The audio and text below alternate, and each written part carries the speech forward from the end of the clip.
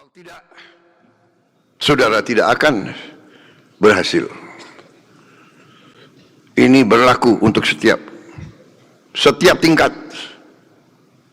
Karena itu saya yang dipilih oleh rakyat, saya disumpah oleh rakyat, saya diberi mandat oleh rakyat, saya harus menjaga undang-undang dasar dan menjalankan undang-undang. Saya harus menegakkan pemerintah yang bersih dan adil. Ini kewajiban saya. Dan ini kewajiban semua bupati-bupati dan wali kota dan camat-camat dan kepala-kepala desa dan lurah-lurah. Kalau tidak, kita tidak akan jadi negara yang berhasil. Kalau tidak, kita tidak akan jadi negara yang berhasil. Tidak mungkin ada kemakmuran. Pemerintah yang korup tidak mungkin membawa kemakmuran kepada rakyat.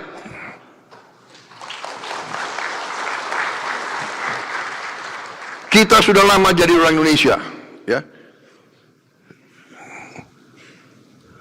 Entah partai mana, ya. Kita harus berani ngoreksi diri kita. Kita harus berani. Saya juga kadang-kadang ngeri juga dengan ucapan-ucapan saya.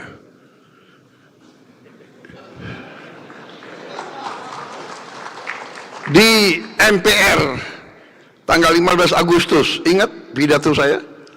Saya katakan, kalaupun ada anggota Gerindra yang melanggar, saya tidak akan lindungi.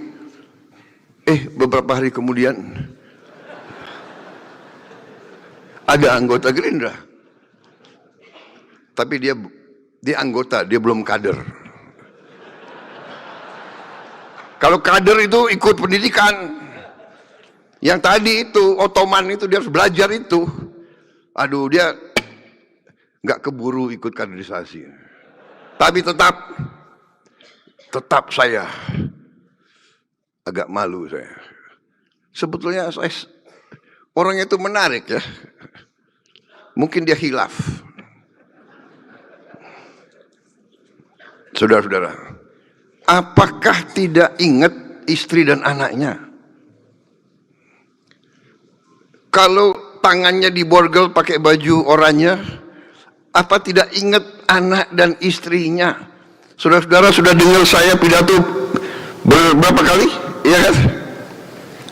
Dari sebelum saya dilantik, sesudah dilantik, pada saat dilantik, terus saya ingatkan. Semua lembaga, bersihkan dirimu sebelum kau akan dibersihkan. Dan kau akan dibersihkan pasti.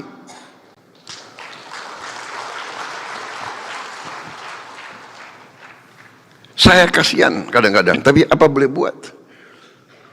Dapat laporan dari Jaksa Agung, dapat laporan dari penegak-penegak hukum yang lain. Pak, datanya begini Pak. PPATK laporan.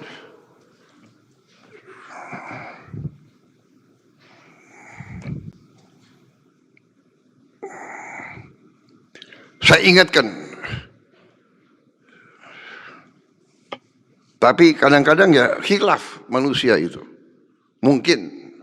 Atau mengira pemerintah Republik Indonesia itu bodoh. Atau mengira bahwa pemerintah Republik Indonesia yang saya pimpin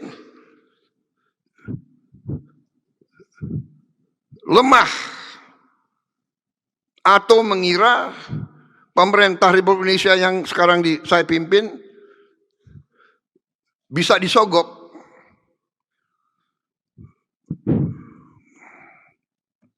Saudara-saudara, saya sudah disumpah, saya akan menegakkan, saya akan menjalankan kewajiban saya.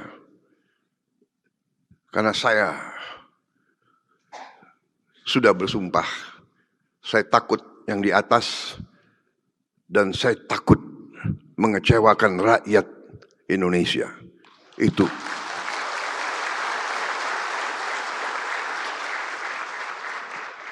Saudara-saudara, bagaimanapun dengan berpegang teguh kepada Undang-Undang Dasar kita, di mana saya berpegang teguh kepada rancang bangun yang dibuat oleh pendiri-pendiri bangsa, saya percaya Undang-Undang Dasar 1945 adalah undang-undang yang operasional, adalah rancang bangun yang bisa kita gunakan sekarang. Saya perhatikan negara-negara yang sedang maju luar biasa, mereka semua punya pasal-pasal pengaman yang saya katakan. Pasal 33, pasal 34 ini pasal-pasal pengaman. Kalau kita lihat di Undang-Undang Dasar kita yang sangat ringkas, tapi sangat menjawab masalah. Memang ada orang-orang pintar yang punya gelar-gelar tinggi. Saya yakin sebagian dari mereka memandang pendiri-pendiri bangsa kita sudah tidak relevan. Bung Karno, Bung Hatta, Bung Syahrir, Profesor Supomo, Muhammad Yamin, itu semua tidak relevan. Padahal mereka mengalami penjajahan. Mereka mengerti imperialisme yang mungkin anak-anak sekarang tidak paham. Dulu kita ini pribumi dipandang lebih rendah dari hewan. Ini nyata. Mereka punya papan-papan, punya prasasti di mana-mana. Verboden for Honden and Inlander. Jadi Honden dulu. Ya, saudara-saudara.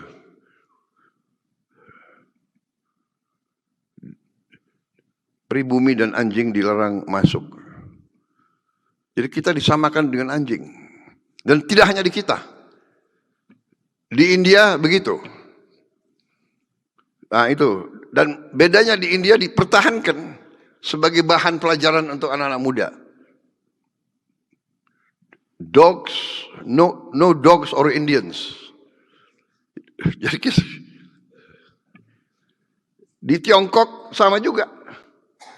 Dogs and Indians are not allowed. Di Shanghai juga begitu. No dogs or Chinese. Kita dianggap lebih rendah. Saudara-saudara, mereka mengalami imperialisme. Mereka mengalami penjajahan. Karena itu mereka menyusun. Saya, maaf Mas Arya Bima, saya ini bukan anggota PDIP. Tapi saya pernah baca tulisan-tulisan Bung Karno. Tidak kalah sama orang PDIP. Jangan-jangan orang PDIP nggak pernah baca. Saya baca Indonesia menggugat. Bahkan Indonesia menggugat pidatonya saya bingkai. Ada di rumah saya. Di Hambalang.